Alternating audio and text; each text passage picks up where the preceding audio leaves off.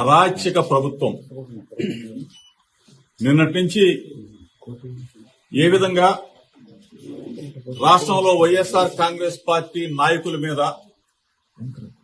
కుటుంబ సభ్యుల మీద, నివాసాల మీద ఏ విధంగా దాడి జరుగుతుంది మీరు అందరూ కూడా సభ్య సమాజం మొత్తం చూస్తూ ఉన్నారు. ఇప్పుడు ఈ క్షణంలో ఇబ్రహీంపట్నంలో ఉన్న నా ఇంటి మీద చంద్రబాబు నాయుడు కొడుకు లోకేష్ ఇద్దరు కూడా నా నివాసం మీద దాడి చేయడం కోసం,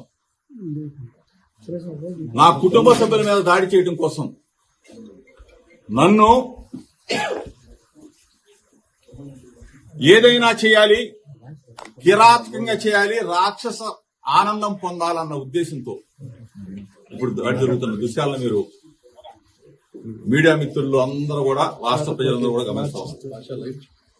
83 రోజులు అన్యాయంగా, అక్రమంగా ఒక ఫేక్ కేసులో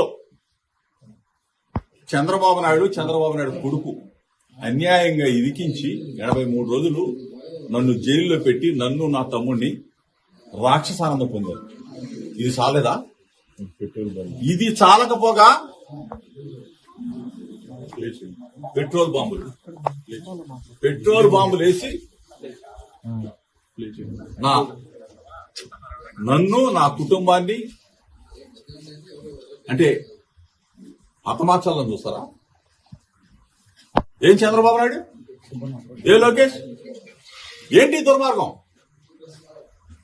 నన్ను అక్రమంగా 83 రోజులు నిర్బంధించింది చాలక, నన్ను నా తమ్ముడిని నా కొడుకును కూడా జైల్లో పెట్టింది చాలక, ఒక బలహీన వర్గాలకు సంబంధించిన జోగి రమేష్ ని నన్ను ఇబ్బంది పాలు చేయాలా, నన్ను హతమార్చాలా, నా కుటుంబాన్ని అంటే ఏ స్థాయికి వెళ్ళిపోతా ఉంది?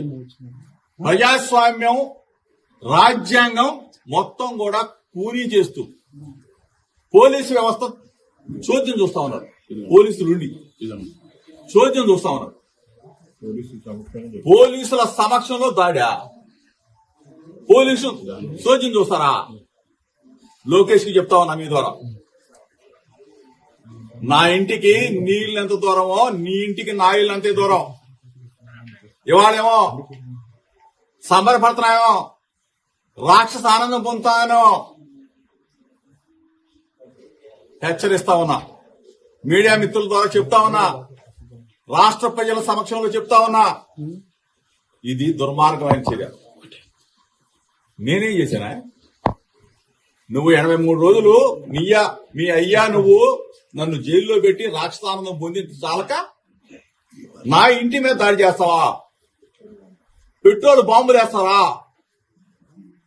అసలు ఇంత దుర్మార్గులాగా ప్రవర్తిస్తారు మీరు.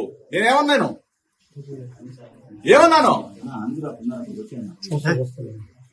ఈరోజు మీరు చేసిన దుర్మార్గం మేమేదో భయపడతాననుకుంటున్నామేమో.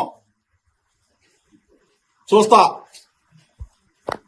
నువ్వు నీ గోండాలని, నీ రౌడీలని, నీ పిక్ పాకెట్ గాలని, బ్లేడ్ బ్యాచ్ ని, గంజాయి బ్యాచ్ ని విజయవాడ నుంచి, నలుమూల నుంచి నా ఇంటి మీదకి పంపిస్తావా?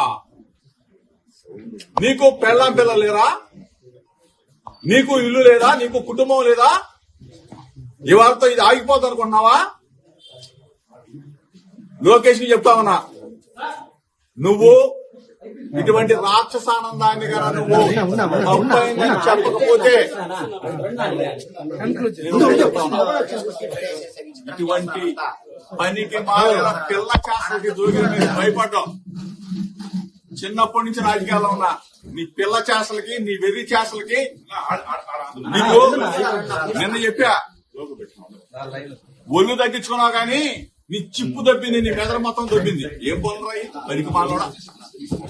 ఒక బలహీన వర్గాల వాడి మీద నా మీద తాడా? సిక్కుశారం వదిలేసి సన్నాసులాగా తయారైంది.